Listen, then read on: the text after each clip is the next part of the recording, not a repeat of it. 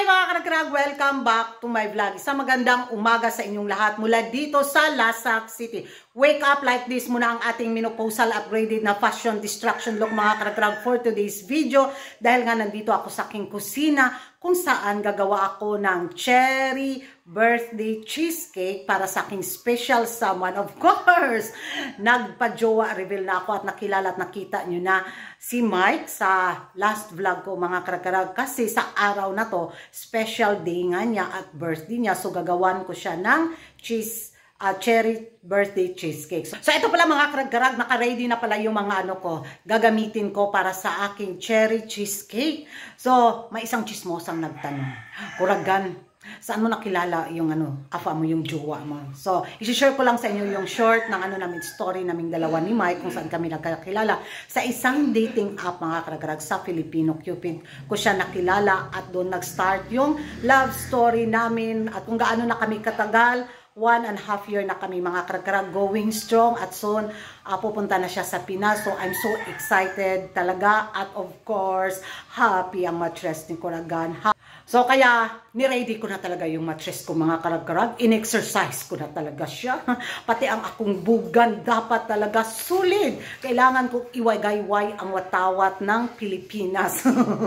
At kailangan ko maging proud ang Lasak City sa pagpunta ni Mike dito sa lugar ko, o diba? Gagawa ako dito, makipag-chismisan galore ako sa inyong mga karag-karag sa mundo ng beauty pageant ako dahil na may isang ngayon, chika at mga pa-intriga na pinagchichismisan ng mga active na mga chismoso at mga chismosa. So let's start this.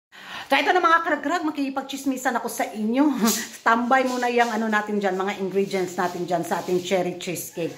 Na kung saan ako nabas si Payumo. Impas galore si Payumo mga karag-karag. Kasi nga sinuot niya yung pa-farewell na evening gown bitaw ni Catriona Gray na dinisigno at may-ari si Mactumang. Ay naku, grabe yung hanas na mga din, beauty pageant lovers sa kanya. Sabi pa nila, wala daw nahirapan na naman yung cell membrane ni Kuragan.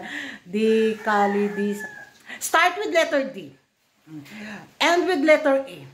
Kayo nang dumugtong, comment down below. Hindi ko siya mabigkas. Nagkabulol-bulo na naman yung Tagalog ni Kuragan. Pero try ko ulit. Di kaledisa. Wala jud pas jud ako mga karag-karag. Kayo na yung mag-comment kung anong words na yon. Start with letter D, end with letter A. So yun na nga. So ang hanas at mga bashing ngayon kay Payumo sa kanyang farewell walk nga sa sabi na mga basher niya, sana man daw nirespeto niya yung moment na yun na sinuot ng ating Miss Universe. So, at nagpalabas din ng statement si Payumo mga karag-karag na kung saan hindi man lang daw nag-sorry kay Catriona Gray. So, magiging reaction ko ang hirap magbigay ng opinion sa ganitong issue. Pero para naman sa akin, hindi naman siguro kagustuhan ni Payumo na suotin. Yung siguro inoferan siya ni Mactumang na ito yung gamitin niya, di ba?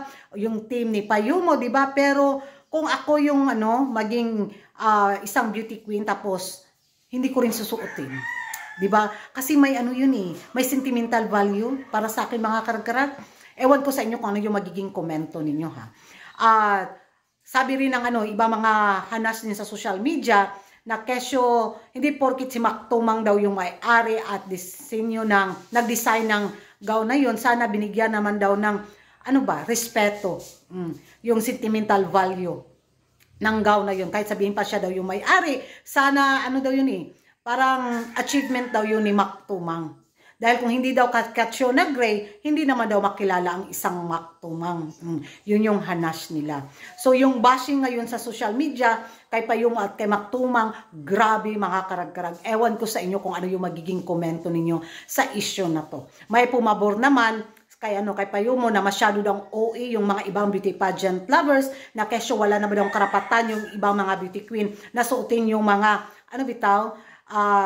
evening gown na mga ibang kandidatang nanalo sa international pageant.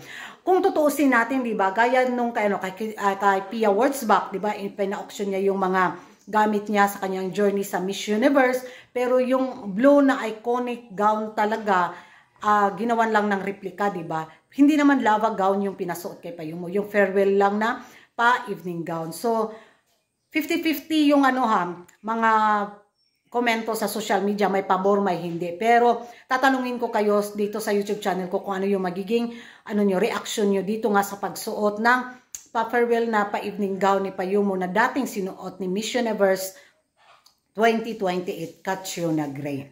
May karapatan ba talagang suotin ni Payumo yung mga karag-karag at ipagamit ni Mac Tumang? Mag-ingay tayo sa comment section at kung hindi ka pa nakapag-subscribe sa YouTube channel ko, don't forget to like and subscribe Kuragan Karag, ang babaeng lagi nagkarag-karag. And see you in my next vlog. Wala na dyan, ningurog na dyan ang akong kamot. So gagawa na natin itong natin, birthday cherry cheesecake ni May.